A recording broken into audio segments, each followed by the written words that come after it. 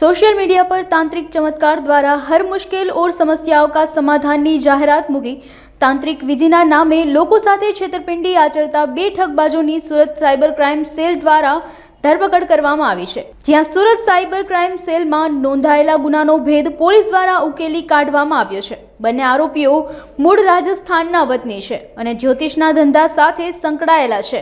જે બંને આરોપીઓ દ્વારા સોશિયલ મીડિયા ઉપર મૂકવામાં આવેલા મોબાઈલ નંબરોના આધારે સંપર્ક કરતા લોકોને ઘરમાં આત્માનો વાસ છે અને સોનું રહેલું છે તે બહાર કાઢી આપવાના નામે લાખોની રકમ પડાવી છેતરપિંડી આચરવામાં આવતી હોવાનું પોલીસ તપાસમાં સામે આવ્યું છે।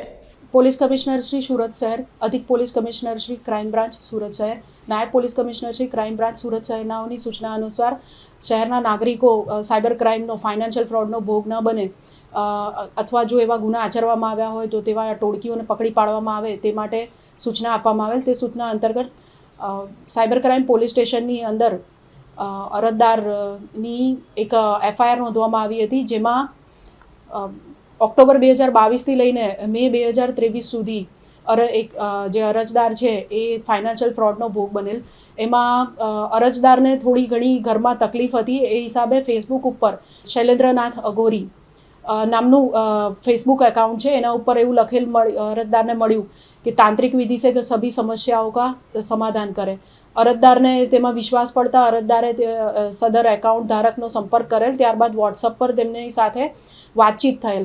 તો આ અઘોરી શૈલેન્દ્રનાથ જે છે, જેનું મૂળ નામ છે મુનીશ ભાર્ગવ, તેઓએ અઘોરી શૈલેન્દ્રનાથના નામે એકાઉન્ટ ખોલીને દેશભરમાંથી ભોળા લોકોને ભોળવીને અને તેમની પાસેથી નાણાં પડાવવાનું કામગીરી કરતો હતો। એ દરમિયાન અરજદારનો સંપર્ક થતાં એમણે તમારા ઘરમાં ભૂતોનો વાસ છે, તમારા ઘરમાં ઘણું સોનું છે, દુષ્ટ આત્માઓનો વાસ છે, વિધિ કરવી પડશે એમ કહીને ટુકડે ટુકડે પૈસા ઓનલાઈન ટ્રાન્ઝેક્શન કરાવીને પોતાના જ અલગ અલગ બેંક એકાઉન્ટોની અંદર પૈસા નખાવ્યા છે।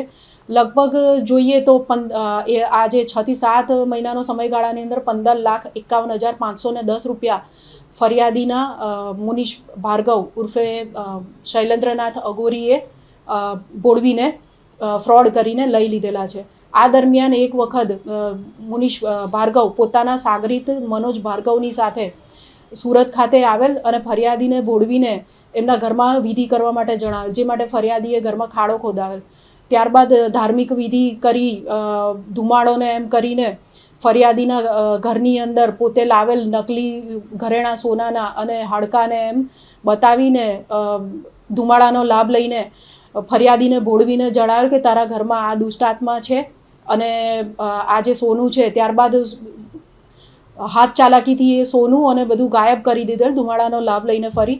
અને પછી આરોપીને એવું ફરિયાદીને એવી રીતના જણાવેલ કે તમારે જો વિધિ કરાવશો તો આ વસ્તુ તમારા ઘરમાંથી જતી રહેશે અને જેટલું સોનું છે એના કરતાં 100 ગણું સોનું તમને જે દેખાયું હતું એના કરતાં મળશે।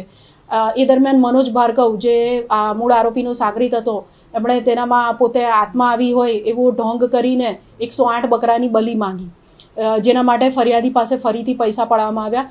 તો આ જે ઓનલાઈન ટ્રાન્ઝેક્શન અને આ એકવારની વિધિ એ બધું થઈને લગભગ 15,51,510 રૂપિયા જેટલા આરોપી સાથે સાયબર ક્રાઇમ ફ્રોડ કરવામાં આવ્યો છે। અત્યારે લગભગ કોઈ જગ્યાએ આ ફરિયાદી વિરુદ્ધ કોઈ પણ જગ્યાએ આવી ચીટિંગની ફરિયાદ નથી।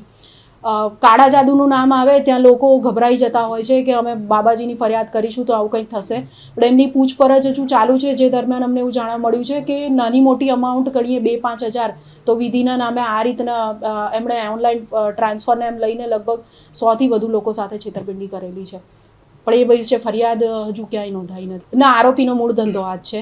આરોપી લગભગ 2 વર્ષ પહેલાં પંજાબના કપૂરથલામાં જે ટ્રસ્ટ મંદિર હોય છે ત્યાં આગળ દુકાન બહાર વિધિ હવન માટે ભાડે આપતા હોય છે, એ પ્રકારની પણ કામગીરી કરતો હતો। મૂળ હવન કરવાનું, કુંડલી બનાવવાનું, એ બધું બેઝિક જે પૂજા અને હવન એ રીતની કામગીરી એ આરોપીની મૂળ કામગીરી છે।